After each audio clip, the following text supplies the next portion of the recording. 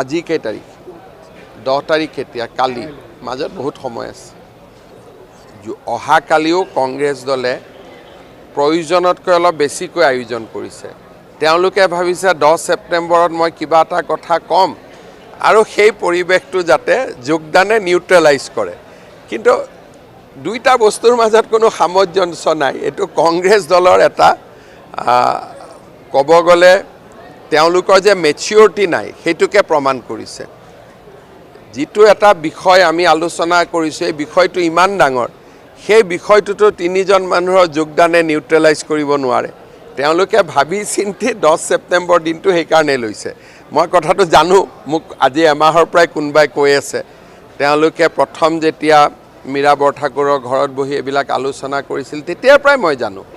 কিন্তু মই মনটো ভালে পাই আছো যে মানুহকেজন কটু নাছিলে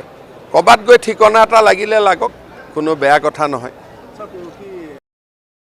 আজি কেই তাৰিখ 10 তাৰিখ কেতিয়া কালি মাজত বহুত সময় আছে অহা কালিও কংগ্ৰেছ দলে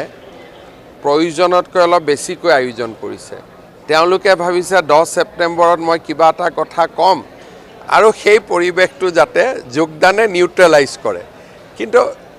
দুইটা বস্তুৰ মাজত কোনো সামঞ্জস্য নাই এটো কংগ্ৰেছ দলৰ এটা ক'ব গ'লে তেওঁলোকৰ যে মেচিউৰিটি নাই হেতুকে প্ৰমাণ কৰিছে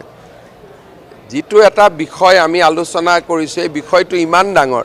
সেই বিষয়টোতো তিনিজন মানুহৰ যোগদানে নিউট্ৰেলাইজ কৰিব নোৱাৰে তেওঁলোকে ভাবি চিন্তি 10 ছেপ্টেম্বৰ দিনটো সেই কাৰণে লৈছে মই কথাটো জানো মোক আজি এমাহৰ প্ৰায় কোনবাই কৈ আছে তেওঁলোকে প্ৰথম যেতিয়া মীৰা বৰঠাকুৰৰ ঘৰত বহি এবিলাক আলোচনা কৰিছিল তেতিয়া প্ৰায় মই জানো